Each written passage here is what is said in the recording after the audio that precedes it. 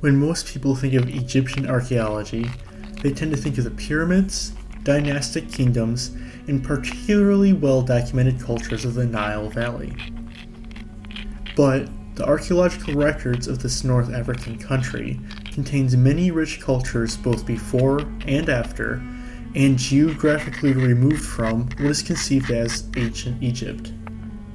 From 5400 to 3800 BCE, in the Dakhleh and Kharga Oases, mobile pastoralists made use of a landscape that was slowly transforming into an arid desert. This culture is known as both the Bashendi B cultural unit and the Kharga C cultural phase, depending on the region. In this video, I highlight the archaeology of this ancient culture through flintknapping one of their arrowhead styles.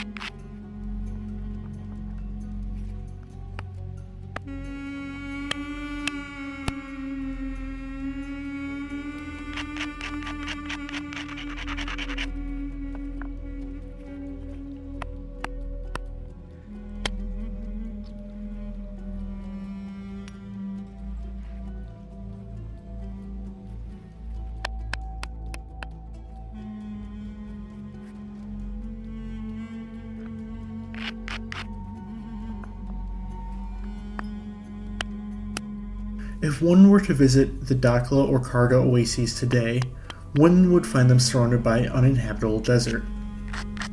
The only thing sustaining human life at these locations are the deep artesianal wells which reach the groundwater of the oasis. During the Neolithic period, this was a very different landscape. The mid-Holocene environmental conditions at the Dakhleh and Kharga Oases were notably more damp and capable of supporting people in the region around the oases. This is thanks to the African monsoon belt shifting northwards around calibrated 8500 BCE. However, this humid period didn't last. By 5300 BCE, aridification began, and the area in and around the oases began to dry up. This aridification trend continued until 3500 BCE, when full desert conditions were reached.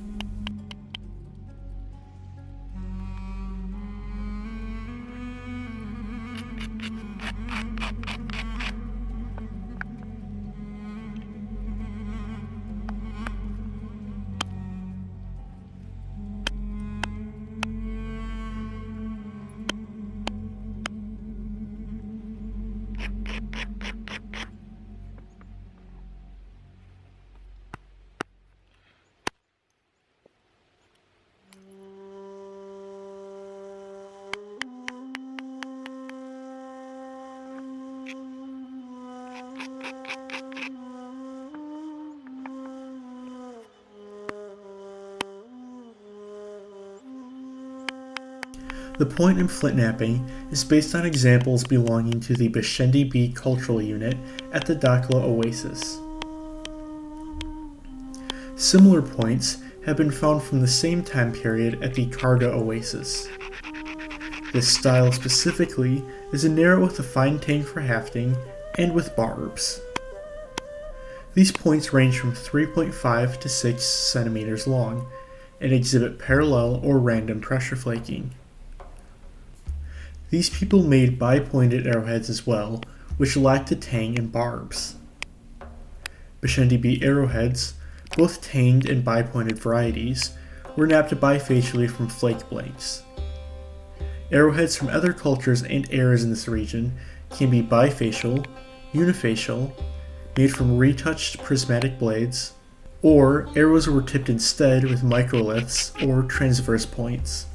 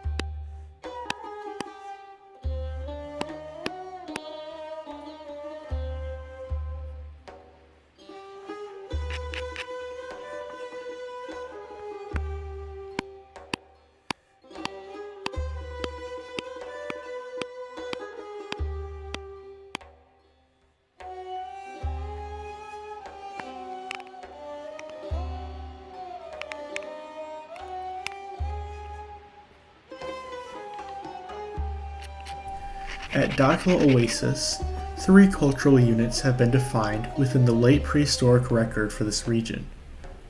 The Masara unit, the earliest, is dated to the Epipaleolithic, a transitionary time period between the Upper Paleolithic and Neolithic eras. The Bashendi cultural unit occurs during the Neolithic period. The last of these cultural units is the Sheikh Mofta, which may have overlapped temporally with the Old Kingdom in the Nile River Valley.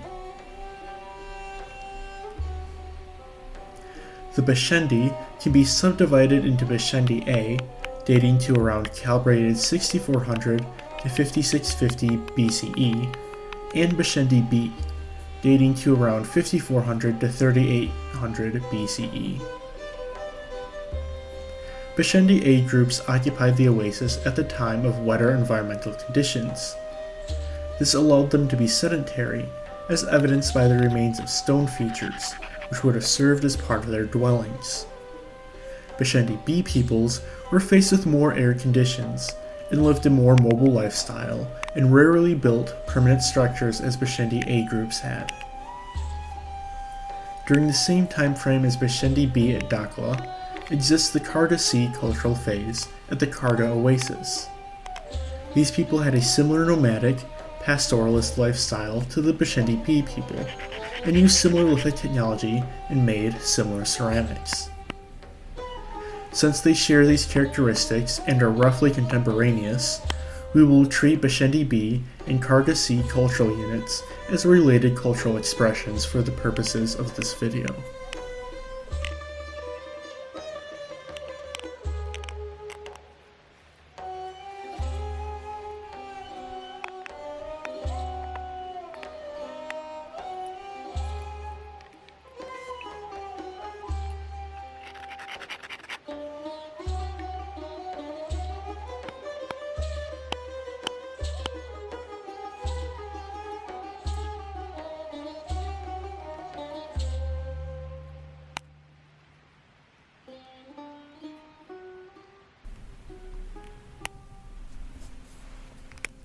Bashendi A groups made similar arrow points to the styles that later Bashendi B people did. These are smaller and not as slimly proportioned as the Bashendi B points. Bashendi A lithic technology also includes more retouched blade arrowheads, microliths, and transverse points. Both Bashendi cultural units made bifacial knives, which are roughly triangular in shape, being either straight or curved. Knives that are found range in size from 7 to 20 centimeters. Bashendi B peoples made use of scrapers from unifacially retouched side blow flakes and more invasively worked scrapers called tranchettes. Notched blades would have been used as sickles for cutting wild plant foods. These people also made a number of groundstone objects. Small groundstone celts and adzes are the edge tools they made with this technique. Grinding tools for processing plant foods are found at Bashendi B sites, although these were for wild, not domesticated plants.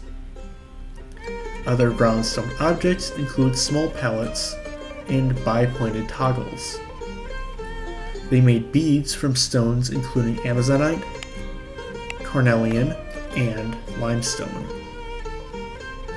Shell was worked in a similar manner to produce pendants and bracelets. Bashendi B people made use of pottery for cooking and storage. Ceramic vessels are brown or reddish brown and hemispherical in shape. These vessels are rarely decorated but are well made with thin walls, scraped and smoothed on their external surfaces. They tend to be small and occur in simple utilitarian shapes. Examples of these pots and bowls found at Kharga have openings from 9 to 27 centimeters across. These people used crushed quartz and shale to temper their pottery. Sometimes these vessels were perforated so cracks could be repaired, or that the pots could be hung from a cord.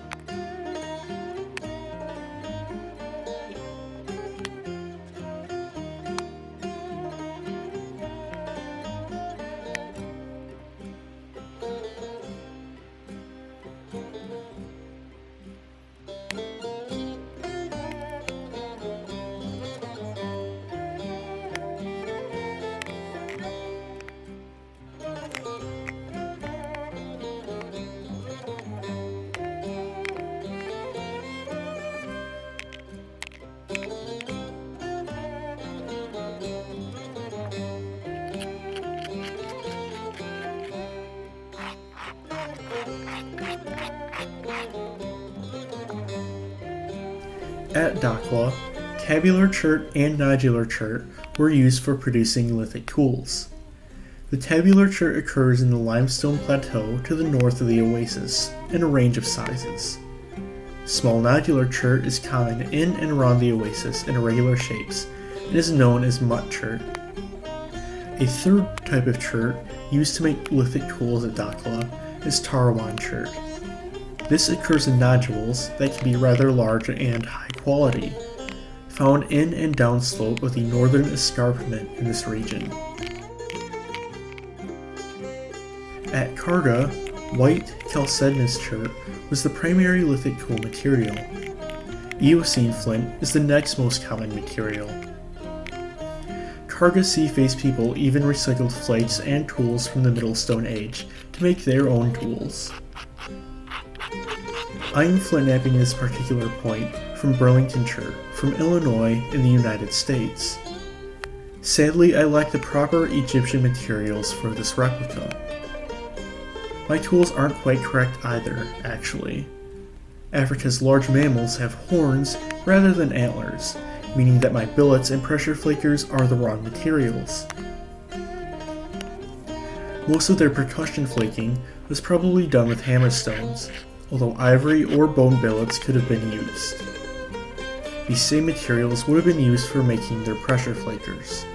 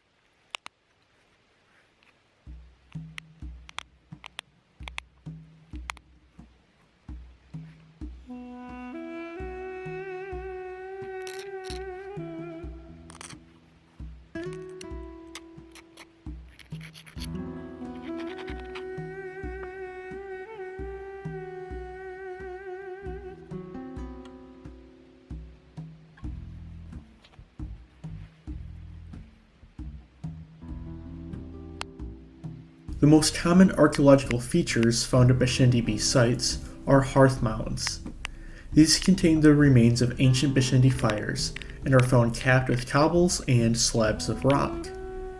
Fire pits are found as well, generally as shallow ovals filled with charcoal and fire-cracked rock. Bashendi B sites are open air, contrasting with many Bashendi A sites with the remains of stone structures.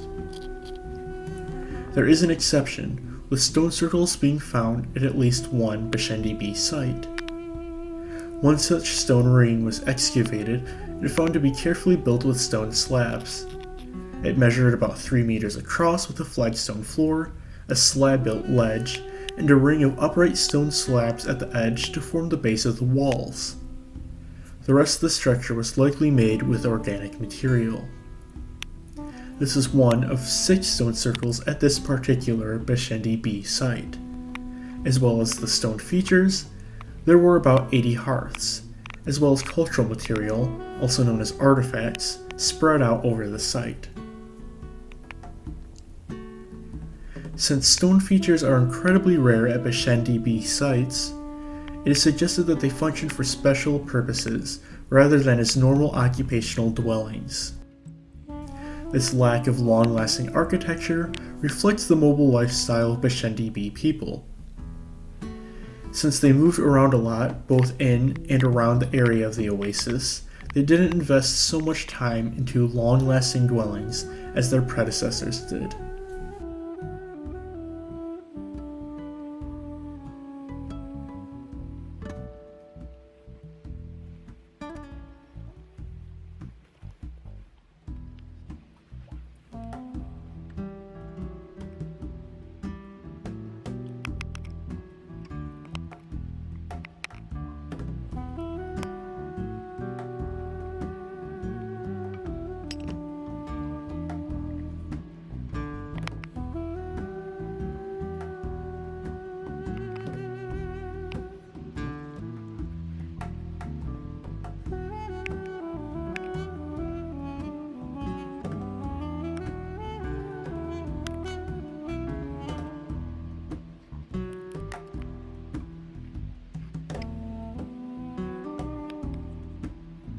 Bashendi B people were pastoralists. Pastoralism is the practice of raising herds of domesticated animals. Pastoralist people have to live mobile lives to find fresh grazing land for their livestock. This need for mobility was especially true for Bashendi B people, who lived in an increasingly arid climate that couldn't support lush, dense vegetation. Based on animal remains found at their sites, we know Bashendi B people raised goats, sheep, and cattle. About 85% of the faunal assemblages at their sites are from domesticated animals, which goes to show how important these herds were for their food. Wild animals were also hunted, using arrows tipped with points like the one that I'm flintknapping. Faunal remains from both Dakhleh and Kharga show that Bashendi B people hunted Dorcas gazelle, hartebeest, Barbary sheep, cheetah, and more. They would have supplemented their diet with gathered wild edibles. Emmer wheat, a domesticated crop, was found at Kharga Oases imported from the Nile Valley. However, there is not evidence that the people at Kharga grew any of their own crops.